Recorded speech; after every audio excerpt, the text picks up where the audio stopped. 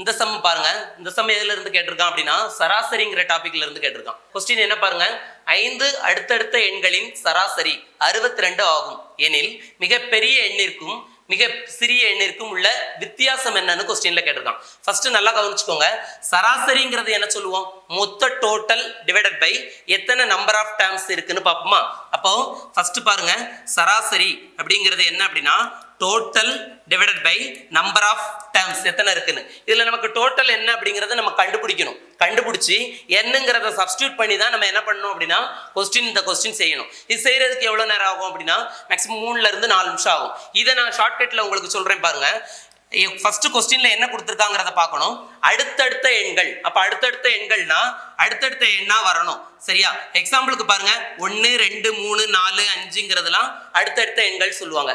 ஆனா நமக்கு கொஸ்டின்ல அதை கேட்கல. என்ன கேட்டிருக்கான் பாருங்க, 5 அடுத்தடுத்த எண்களா இருக்கணும். ஆனா அதோட சராசரி எவ்வளவு சொல்லியிருக்கான், 62ன்னு சொல்லியிருக்கான். இப்ப பொதுவா பாருங்களேன், 5 நம்பர் நான் சொல்லியிருக்கேன். இந்த ஃபர்ஸ்ட் 1ல இருந்து 5 வரைக்கும் உள்ள 5 நம்பர் சொல்லியிருக்கேன். இந்த 5 நம்பரோட சராசரி நான் என்ன சொல்றேன் அப்படின்னா 3ன்னு சொல்றேன். எப்படி சார் 3ன்னு சொல்றீங்க அப்படின்னா 5 நம்பர் கொடுத்துருக்கான்னா சென்டர்ல இருக்கிறது என்ன அப்படின்னா அது சராசரின்னு சொல்றேன். சார் எனக்கு இன்னும் புரியல அப்படின்னா இப்ப பாருங்க, இந்த மொத்த நம்பரை கூட்டி பாருங்க. 5 9 10 12 15. அப்ப மொத்த டோட்டல் எத்தனை, 15. கீழே என்ன போடணும், நம்பர் ஆஃப் டேர்ம்ஸ் போடணுமா. அப்ப மொத்தம் எத்தனை நம்பர் இருக்கு பாருங்க, மொத்தம் 5 டேர்ம் இருக்கு. அப்ப 5 டைம் போட்டோம் அப்படின்னா டைரக்டா என்ன கிடைக்குது, உங்களுக்கு சராசரி 3ன்னு கிடைக்குது. அதை தான் நான் என்ன சொல்றேன் அப்படின்னா டைரக்டா சொல்றேன். இப்ப நமக்கு கேட்டிருக்க கொஸ்டின்ல பாருங்க, அப்ப 5 எண் கொடுத்தாங்க அப்படின்னா சென்டர்ல உள்ள நம்பர் என்ன அப்படின்னா சராசரின்னு அர்த்தம். இப்ப இதுல பாருங்க, 5 அடுத்தடுத்த எண்களின் சராசரி எவ்வளவு சொல்லியிருக்கான், 62ன்னு சொல்லியிருக்கான். அப்ப அவன் சொன்னதே எதை சொல்லியிருக்கான் அப்படின்னா சராசரியை தான் சொல்லியிருக்கான். அப்ப சராசரிங்கிறது கண்டிப்பா எதுல வரணும், சென்டர்ல வரணுமா. மொத்தம் எத்தனை நம்பர் சொல்லியிருக்கான், 5 நம்பரா. அப்ப மொத்தம் 5 நம்பர் வரணும்னா முன்னாடி 2 நம்பர் வருமா, அடுத்து பாருங்க அதுக்கு பேக் சைடுல 2 நம்பர் வருமா. இந்த நம்பர் தான் சராசரின்னு அர்த்தம். சரியா?